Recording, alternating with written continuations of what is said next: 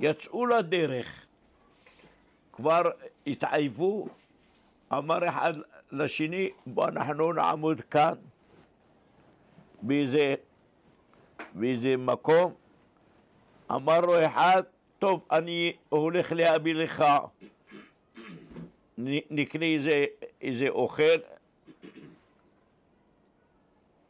אז הלכו, אז אחד ישב והשני הלך, אמר, עכשיו אני אהרוג את החבר ואני אקח את כל הממון הזה.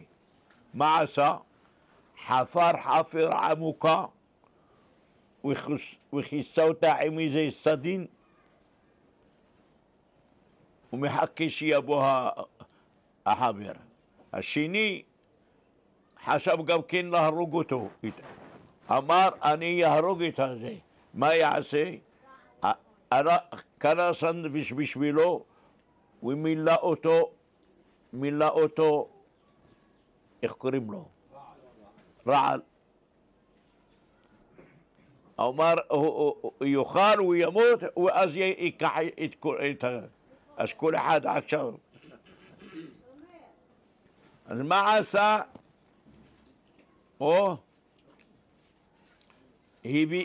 בינתיים השני חפר בור עמוק, הוא ראה אותו, הוא דחף אותו,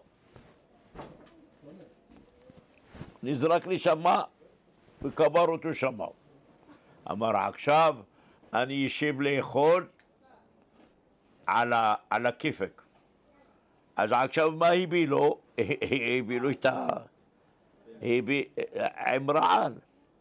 אז הוא ישב ואכל, מת גם הוא, והחמור בינתיים עומד ככה, התחיל ללכת לבית שלו.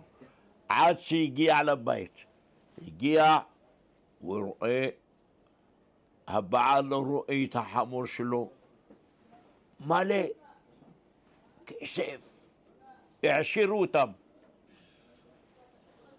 רבותיי, תראו, הכוח של הביטחון של הקדוש ברוך הוא.